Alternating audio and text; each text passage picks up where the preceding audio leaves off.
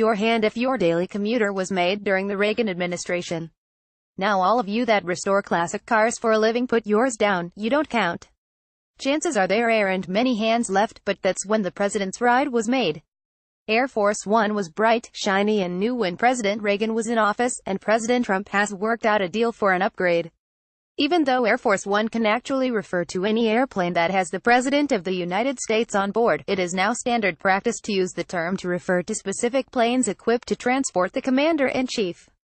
The name is also a reminder that it is made to carry Commander of our armed forces, but that wasn't always the name of the President's official aircraft.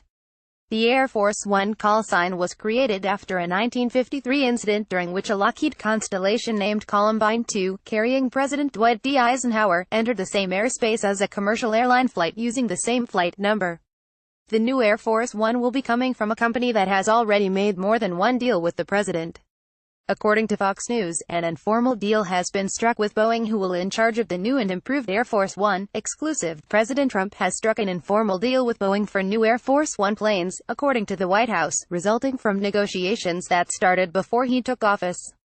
President Trump has reached an informal deal with Boeing on a fixed-price contract for the new Air Force One program. Thanks to the president's negotiations, the contract will save the taxpayers more than $1.4 billion, Deputy Press Secretary Hogan Gidley said Tuesday. The deal is worth $3.9 billion. Officials say it represents $1.4 billion in savings from estimates of over $5 billion for two airplanes and related costs. A Boeing official said the agreement covers two aircraft, including things unique to Air Force One such as a communication suite, internal and external stairs, large galleys and other equipment. The company said in a statement, Boeing is proud to build the next generation of Air Force One, providing American presidents with a flying White House at outstanding value to taxpayers. President Trump negotiated a good deal on behalf of the American people. The president has been working to negotiate a new Air Force One deal ever since the presidential transition period in late 2016, when he complained on Twitter about the cost of the Boeing project and threatened to cancel the order. He said at the time the costs were out of control. The planes are meant to replace the aging Reagan-era aircraft currently in use. I think Boeing is doing a little bit of a number. We want Boeing to make a lot of money, but not that much money, Trump said in December 2016.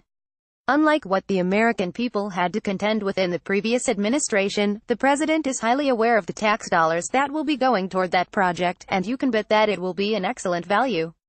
Even though the price tag is indeed steep, that amount is somewhat justified by the amount of time the aircraft is likely to be in service. For comparison, the current Air Force One has been faithfully carrying the most powerful men and women in the world for 30 years.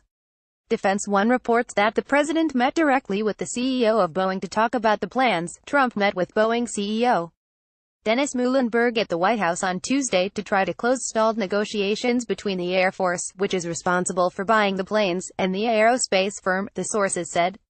Air Force leaders and Boeing have been negotiating the terms for the complex modification of the two 747 jumbo airliners that the military service bought from the company last summer.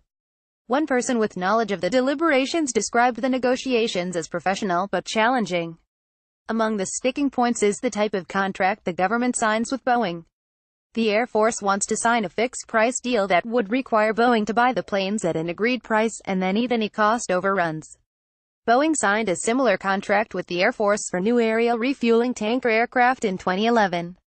That refueling plane has run into numerous development problems, costing the Chicago-based firm about $2 billion.